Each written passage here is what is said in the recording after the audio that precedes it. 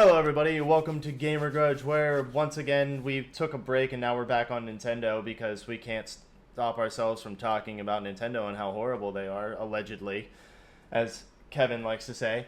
But today we're going to be talking about Switch users getting banned from being able to use their online account and being able to use their Switches because of using secondhand games.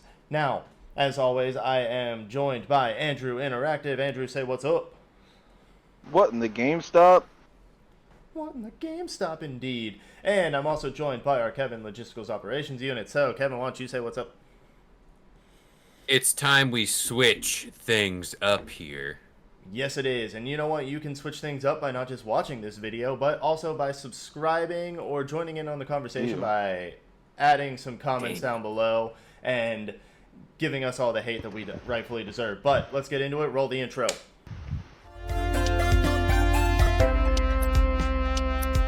Alrighty, so today we're going to be talking about this Reddit post that has been going around. I also found another instance of this, but have not been able to find it again, so excuse me for that one. I might track it down and throw a link to it in the description below.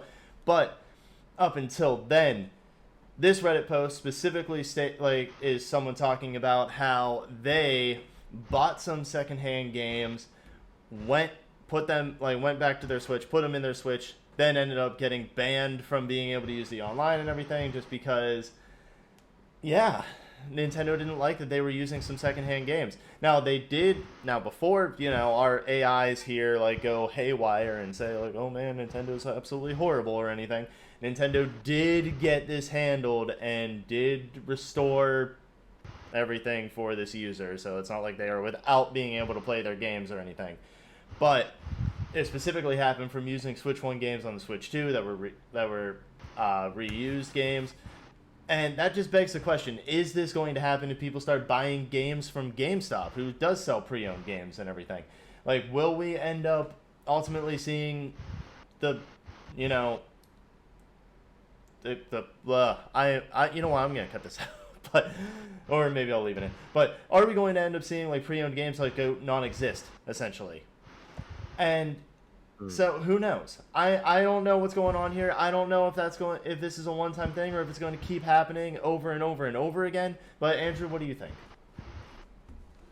Does not compute. I'm gonna continue hating Nintendo. But I mean, let's be honest. Nintendo only wanting people to get new games doesn't really matter anyways. GameStop, you're basically buying a brand new game anyways when you're getting a pre-owned Switch game anyways. So you might as well just follow your Nintendo overlords and buy new basically every time.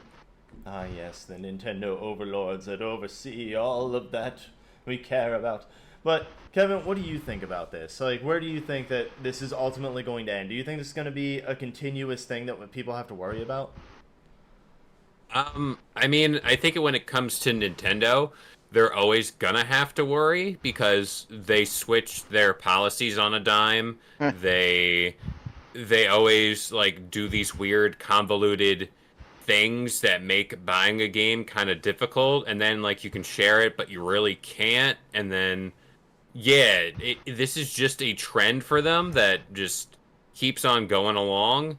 And for even, let's just say you want to get a pre-owned Switch game, those are still damn near $50, if not $2 below actual retail for a new game. I haven't seen a Switch game go on sale hardly ever up until fairly recently, and we're on the Switch 2 now. Yeah, I mean, Switch 2 games, they're going for $70, $80, so, pre-owned at GameStop, you're still going to be paying $75 on your pre-owned version of Donkey Kong Bonanza that's going to be available in a week after launch. You're not going to be seeing pre-owned copies going for super cheap anytime soon. So you may as well buy them new possibly, but if you want to save that couple bucks, get the pre-owned. It's still horrible that you have to watch this, watch out for it and everything, and if you have to go through the process of calling Nintendo every time, and it's it's such a headache. So it's for Nintendo wanting to say, oh yeah, we're focused on game sharing. Look, there's a game share thing on the Switch 2 where you can just easily play with other people. Yeah, this really shows their dedication to game sharing. I know where it stems from too, because I was watching a whole thing about it and reading up on it, and It stems from Nintendo not wanting to have the same Switch game get passed around constantly because people have uploaded the ROMs and like the same ID from the ROMs has like been floating around across the internet and people have been downloading it, and so you have like hundreds of people who have the same game ID for whatever, like let's just say like Super Mario Odyssey or whatever. There you go. Like everyone has like the same game ID and they're all playing it on different Switches, and Nintendo kind of wants that to stop, which I can understand because the whole ROM download thing is sketchy territory there. But at the same time, you shouldn't be preventing people from just buying, like, you know, pre-owned games here. But, Andrew, I want more of a take from it on you, like, from you. So, what do you have to say to Nintendo about all this? Nintendo can fix all their problems by giving people what they actually want and making things more affordable. They don't want people getting emulators and all this other stuff. You know, make the games more available. You want people to stop like sharing and getting the same stuff. You know, make your little edible cartridges that are totally edible. You should totally eat them. You know, more valuable, or you know, less expensive. Yeah, I mean, I'm with you on that. I would like to see some Nintendo games actually become less expensive. I don't like that they started the whole $80 game trend. It's a bit ridiculous, honestly. Even the Switch 2 is overpriced a little bit. I mean, I'd be happy with $400 on it, but they had to push the boundary and go in $450. But you know, Hey, everyone needs to pay $450 for patches for their Switch 1 games, okay?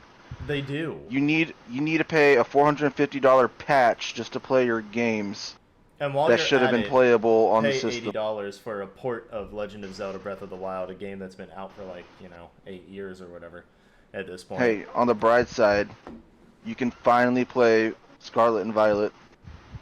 Yeah, You In just have to working pay that condition. $450 patch. yeah, exactly. Scarlet and Violet has never looked better and never run better than on the Switch 2. Which is so You mean sad actually to say. runs? Amen. Amen. Can confirm. Yeah, I mean Kevin's been playing it. He knows. He paid the $450 patch. Listen, I just want to say, remember, I believe it was the PlayStation 3 or 4? Remember when they did that video of like, hey, here's how you can share your games, and they're just standing there and they pass the game off to the other person?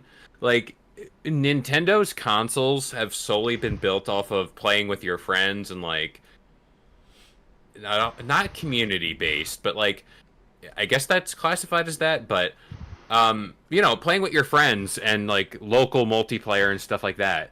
I think this is a direct like counter shot to that, where it's like, no, we don't want you sharing your games, or we don't want you doing this secondhand game business. And like even with the sharing of like digital game key cards or whatever the hell they're calling those things, they just seem very against that, or they make you jump through a lot of hoops to just get there.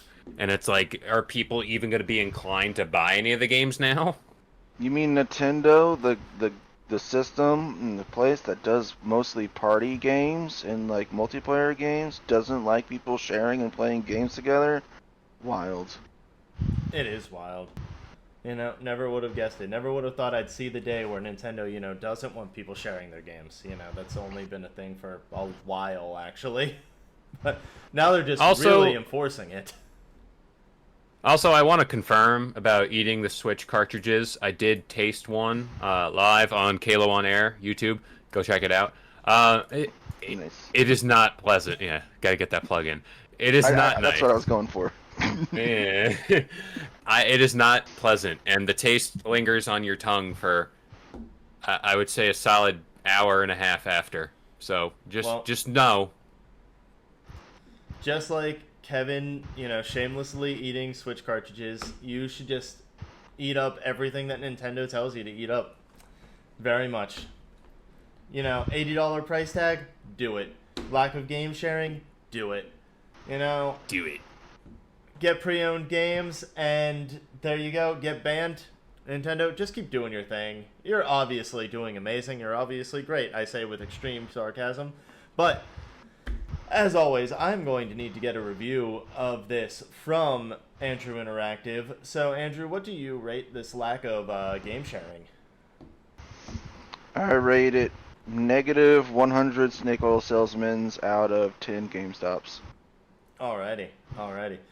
Kevin, do you even have a rating on this, or are you just going to be like, I love Nintendo, like always? Give me a -2 very unripe banana peel out of 11. Got it. He's only saying that because Donkey Kong Bonanza, a game that comes out from like 4 days from recording this, and he's going to be playing the living hell out of it because he absolutely loves it. So He's got bananas on his mind. but Hey yo. But if you are annoyed by Nintendo and you don't like the lack of game sharing and you feel like, they're overstepping their boundaries, feel free to let us know about that in the comments below. Give us all your hate comments, let us know your thoughts, and if you would like to join in the conversation, you want to see more of this, you can subscribe to our YouTube channel. You can also join us on Discord with links down below. Now, I have been Aiden. I have been joined by Andrew Interactive. I have also been joined by our Kalo Logistics Operations Unit. And we bid you all adieu. Is this real life? Ooh.